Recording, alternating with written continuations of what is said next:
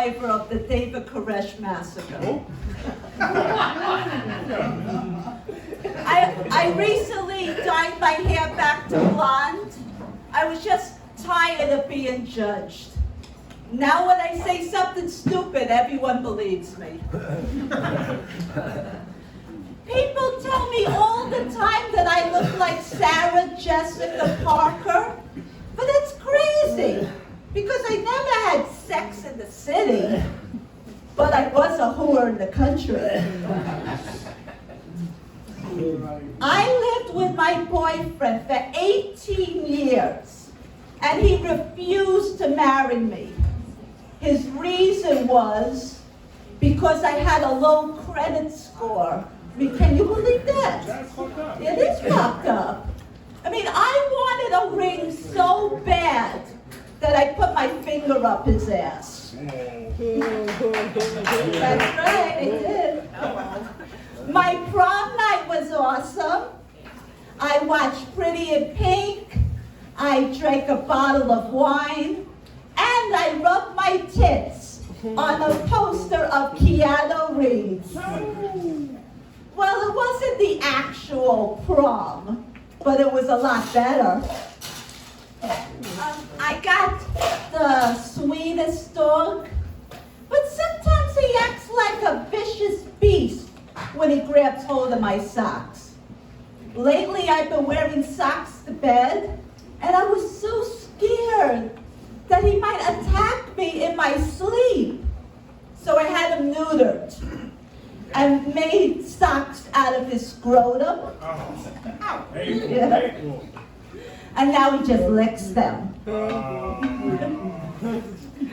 I used to work for Meals on Wheels, and I would deliver TV dinners to old people. Now these people, they were so old, they didn't have televisions.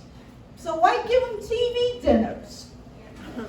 Every time I would deliver to them, they made me act out scenes from I Love Lucy.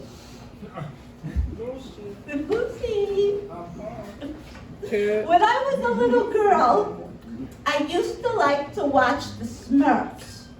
And then when I got to be a big girl, I wanted to be Smurfette. I mean, my blue eyeshadow would never be out of style. And then I would live in the forest and eat magic mushrooms day and night. Plus, I would be the only girl in town. And then all the guys would want me.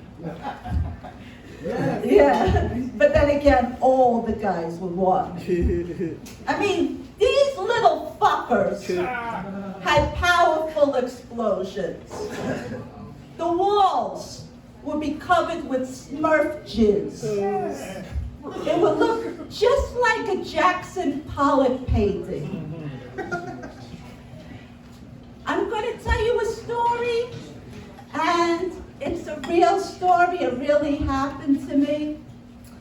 I'm an actress.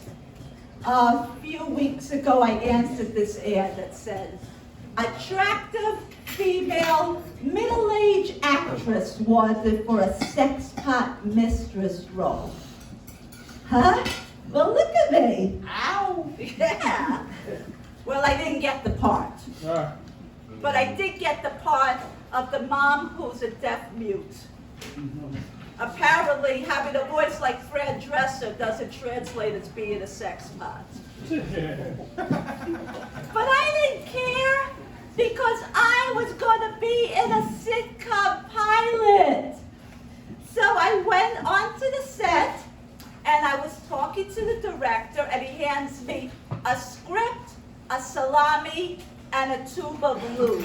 And then he explains to me that my role is going to be making sandwiches in the kitchen. So I'm reading this script, and I realize I'm not in a sitcom pilot. I'm in gay porn. And what shocks me is not the salami lube sandwiches, is that I didn't even know porn was scripted. I mean, how many fuck me harder.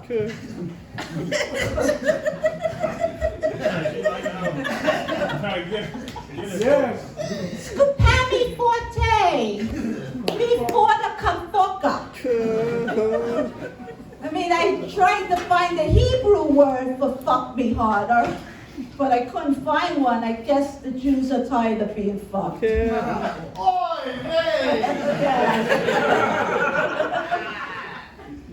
And then the director says, come on, you gotta say it with feeling. I mean, Jesus Christ, who do these directors think they are, Spielberg or something?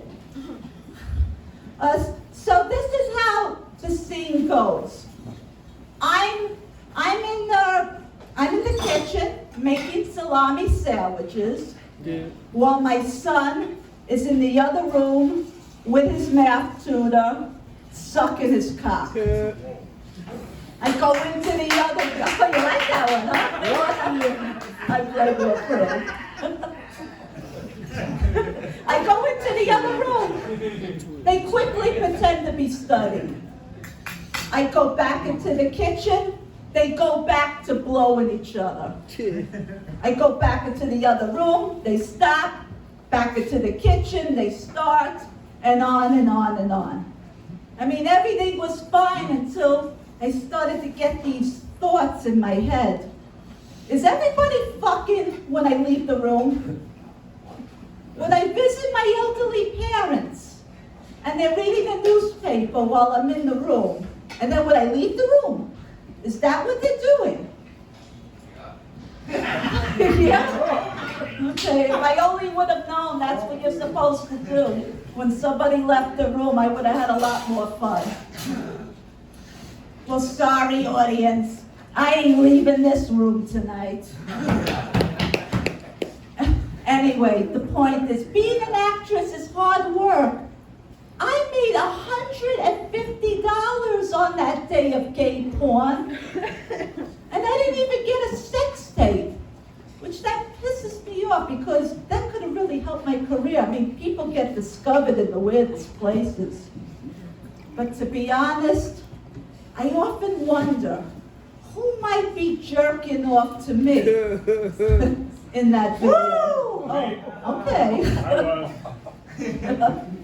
All right, but my friends say, I got nothing to worry about, since everybody thought I was Kathy Griffin. I got this painful rash from shingles, and I'm so mad. I didn't even get to enjoy the process of getting the rash. I got sunburned from going on the beach. I got fat from eating great food, and herpes for having wonderful fucking. And now I got shingles, and nothing good led to it. Only the universe saying that I'm old, bitch. My priorities changed since having the shingles. I used to only think about money and family, and now all I want to do is search on Facebook for that 2-year-old bastard who gave me chicken pox 30 years ago. My dating strategy also changed. Whenever I'm on Bumble, I don't swipe right for the best looking guys anymore. I only swipe right if I see a dick pic that has a rash on it. Then I know we're compatible. I decided I'm gonna have a coming out party. Because I heard that once you get the shingles, you never have it again.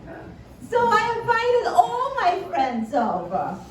And they gave me a pair of scissors, a weekend in Palm Springs, and a WNBA ticket. They thought I was gay. But I liked the present, so I didn't tell them I wasn't. I like to watch scary movies. And recently I saw the movie Lamb. Has anybody seen that movie? No. Huh? No. You saw that movie? Yeah. It's cool, right? It was long as hell. I stopped like halfway through. Oh, why did you like it?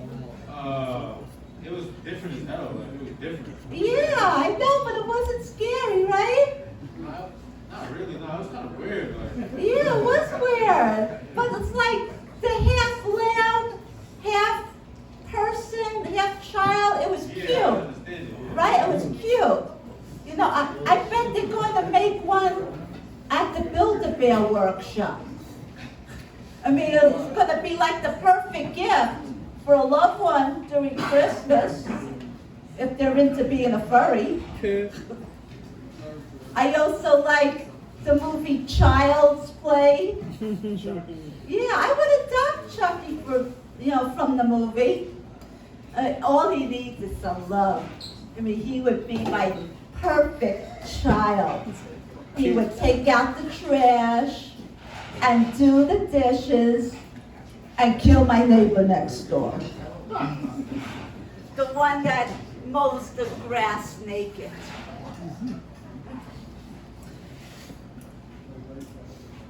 A long time ago, this is also a true story, like AJ was saying. I lived in Canada, but when I went there, I was deported from Canada.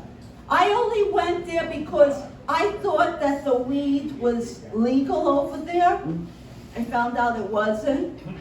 But buying white powder in a plastic bag was. Buying white milk powder in a plastic bag. I mean, how are you supposed to find missing kids on a plastic milk bag? Well, my dad wanted to go with me. He wanted to check off some ideas off his old bucket list. But his bucket list did not include skydiving or speed racing. But he does want to watch a moose shit in the woods. So we got off the plane and we went to immigration, and that walk was so long. My dogs were barking, like they knew I was after that illegal weed. The officer there, he had such a scowl on his face. I didn't know if he hated his job or he just found out that the stewardess had herpes. So he's searching my bag, and he notices that I have a resume, and he says, "Oh, you can't work in Canada." I said, "Are you loony?" I didn't even know that's the name of their money. I said, "Why would I want to work 56 cents on the U.S. versus 70 cents in the U.S., right?" And then he asks my dad, "What do I do for work?" And my dad tells them, "I'm a working girl." How? Yeah. That I work at McDonald's because we had Big Macs for lunch, because we're Americans, and because my father is senile. But I was so embarrassed. I don't do Happy Meals. But happy endings? Well, that's another story. But I did learn how to check IDs first. So, yeah, thank you. So I wasn't allowed to enter Canada, and I was told to leave immediately, but there was no flights out, and I was instructed to come back the next day, or the police was going to lock me up. I mean, can you imagine a real emergency? Some old guy calls in, and he says, please help me. I was watching a bullshit in the woods, and now it's chasing me." "Oh, sorry, sir, but we got a national emergency. There is a nationwide search for an illegal American who's trying to work in our country. Call back later."